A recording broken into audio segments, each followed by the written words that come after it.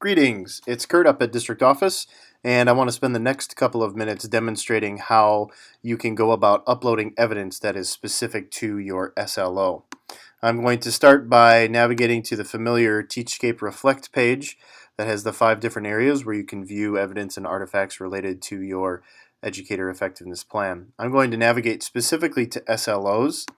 And as this opens up, I want to talk about the artifact for your SLO being different than your artifacts that you would enter in for domains 1 and 4.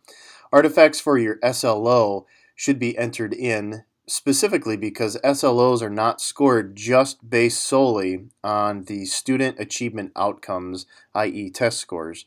They are actually evaluated holistically, and a holistic score includes actions and evidence of formative assessments and classroom practices that are specifically geared towards improving outcomes in the area for improvement identified in your SLO.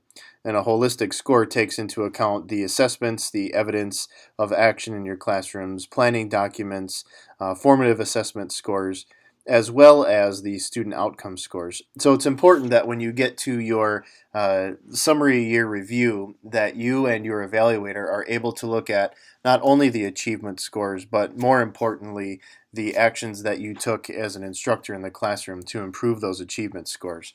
So with that being said, I'm going to go ahead and scroll down past SLO number 1, which you see here in the middle of the page, has been entered in and completed.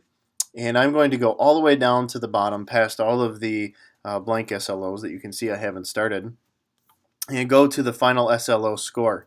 Now you can see here that in the final SLO score I have familiar areas that look very similar to artifact uploads in the teacher practices page.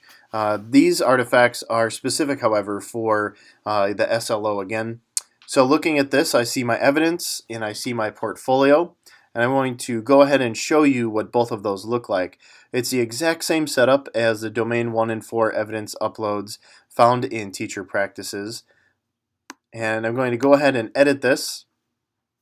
And in my artifact portfolio, you can see that I have 2 activities around penguins and tulips that I have provided for my students.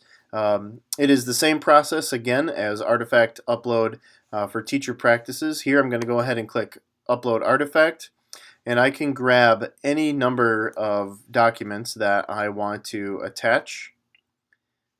You can see it's been uploaded.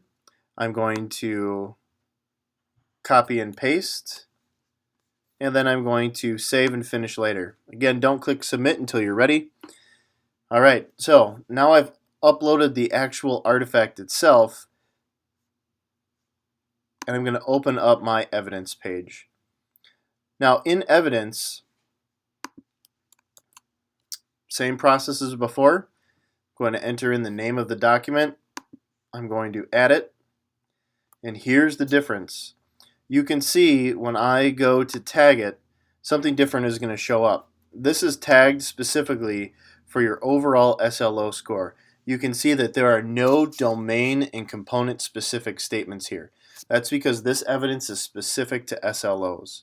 I'm going to go ahead and tag it as the overall SLO score, save it, and then that would pretty much be it. Now, with that being said, you can see here that I have entered in a piece of evidence that says Penguin files attached to SLO1, demonstrating my classroom community.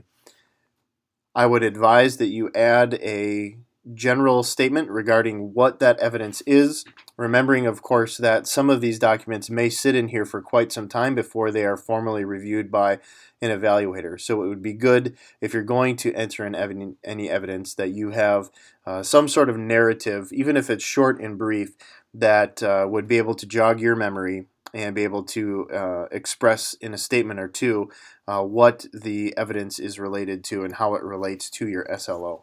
So that is SLO artifact uploading and tagging. That's it for now. More videos to come. Stay tuned. I will enter this into the website so anybody can view it. And of course, if you have any questions, feel free to give me a buzz. Thank you. Talk to you soon.